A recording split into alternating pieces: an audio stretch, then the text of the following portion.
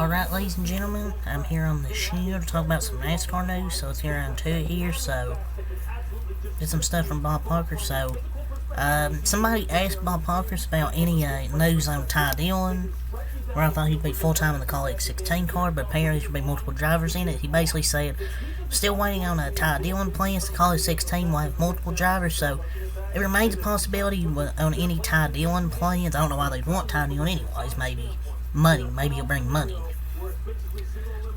So yeah, there's that. And also, people were asking about some plans for Roger Carruth. He said, also for those asking, they're still waiting on the Carruth plans. He has indicated it will be a full-time truck though.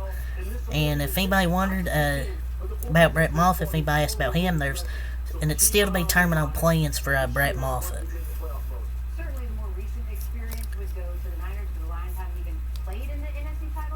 I didn't know Ty Dillon had fans, but I don't know who's been asking about Ty Dillon.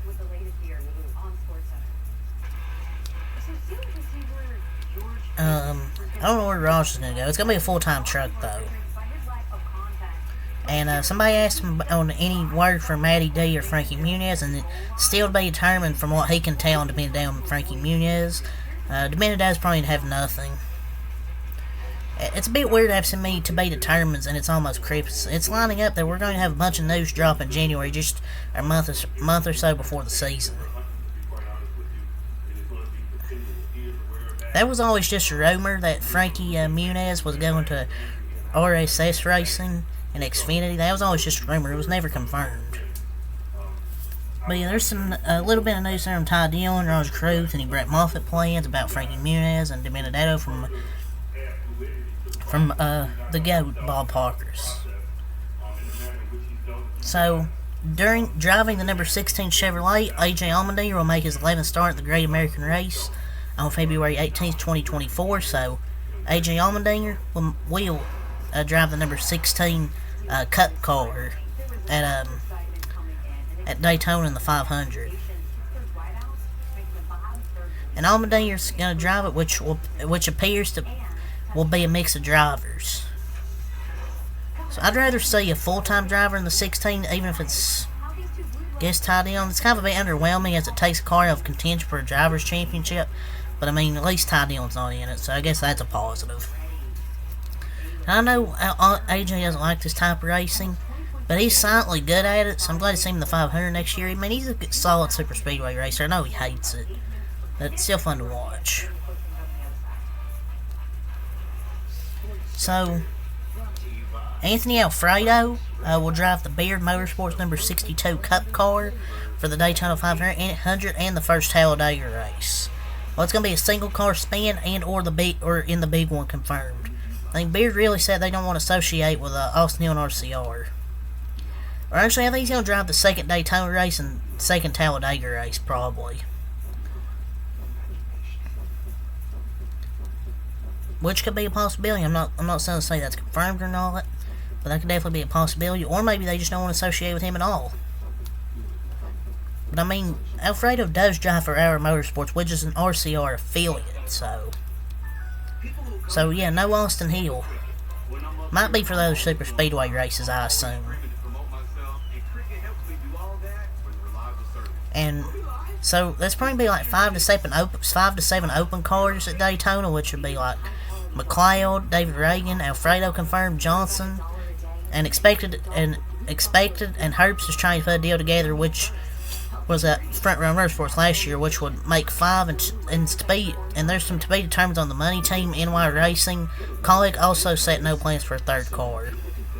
If I was a car owner, I wouldn't be in a hurry to add a third car. That will more than likely be trashed.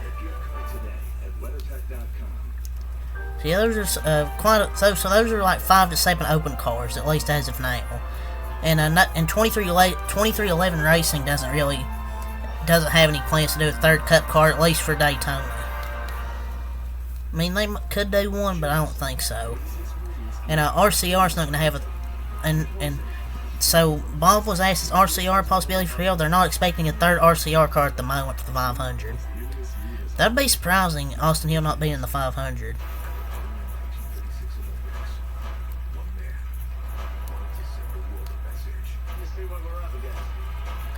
Joe Williams, who was crew chief for Brett Moffitt AM Racing, will crew chief for Haley Deegan with the team in 2024. He also was crew chief for her debut in the Xfinity Series at Las Vegas. So he's an underrated crew chief and a good human being. So I think it's a good pairing because, I mean, it sucks that Bray hasn't came back. I thought he did a solid job for him. But hopefully she does well. She got a good crew chief. That was with her in her debut when she finished like 13th or something. So yeah. So Lucas Oil Products expands its relationship with Richard Childress Racing, ECR Engine, Kyle Busch in 24. The number of races are not being specific. I can't even say fucking word. I'm not part of the nerd community. They're not specific on the number of races, but Lucas Oil will not just have primary sponsorship for Busch, but will also sponsor him at some grassroots events. So from the Candy Man, to the Weed Man, to the Oil Man. So Eddie DeHunt is going to move from Chase Elliott to Josh Berry next year. Chase's spotter is probably going to be Trey Poole, possibly. I think it's probably going to be a spotter. I figured by now we'll even know who it is, but it shouldn't be too much longer. It's probably going to be his cousin. But it must have been a good deal for him. So I think it's a good choice for his spotter. Probably got paid a lot of money. And that's a great get, though.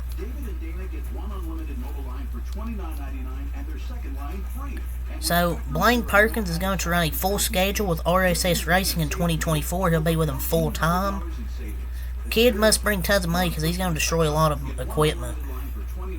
And it's so slow. Another lackluster driver with zero results, who still finds a way to stay in the series. Xfinity Series is going to go on a commercial breaks with this guy behind the wheel. What's he even do? So JMR's crew chiefs have been announced for 2024. The same lineup with Sam Mayer and Marty Lindley. Same lineup. Justin Allgaier and Jim Pullman as the driver crew chief lineup. Sammy Smith and Adam Wall. Larson Cup lead engineer. And for the number 9 team, it'll be Brandon Jones and Philip Bell. Gregson lead engineer at JRM and Legacy. So the crew chief is fine for the 9 car. Felk just needs a different driver. But they're gonna good get for the 5 team. They're a good get for the 8 team. So some ARCA news. Gio Ruggiero is joining Venturini Motorsports in 2024 for a 16-race ARCA platform schedule, including the entire ARCA Menard Series A schedule. So some great news. I think he'll do really great for Venturini. So the William Byron schemes for his Exalta and Raptor races in 2024. Yeah, they look kind of rough.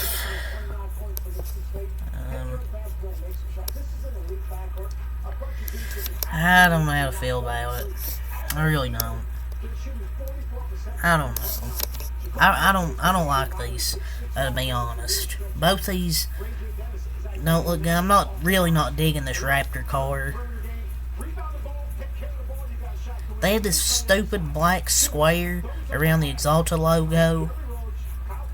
I don't know, I like the Exalta one.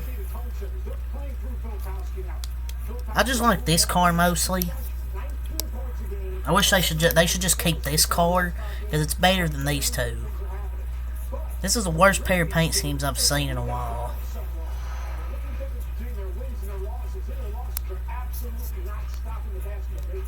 So yeah, that's some of William Byron's paint schemes though for this upcoming season.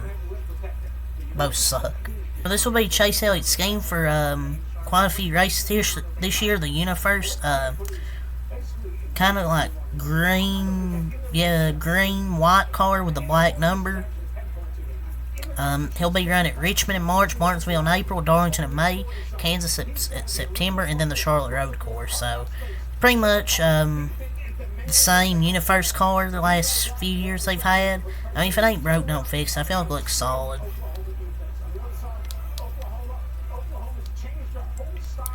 So, I don't know if I ever talked about this, but, or yeah, I think I did talk about Lane Riggs.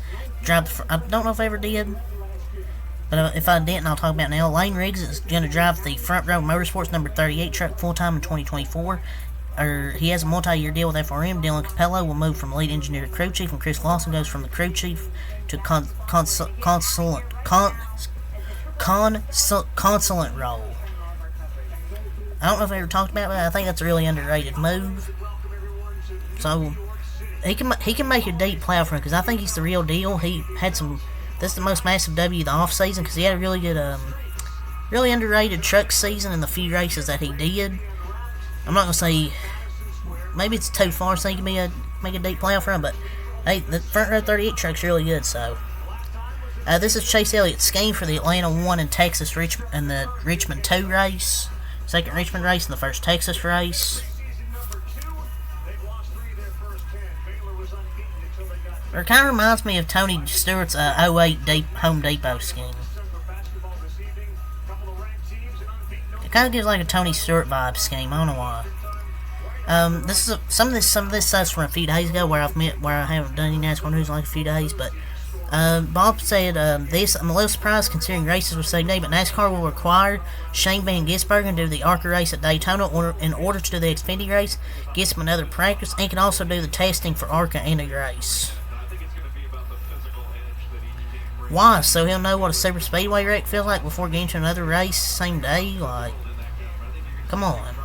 I mean, they'll give him some experience. I mean, he doesn't have any drafting experience, and only one oval start is enough to cut it, so maybe they just want to get some experience, I guess, but, yeah, that's all the news, though, to talk about for, anything, for all the NASCAR-related series, so, that's probably be it, so until next time, have a lot. Peace.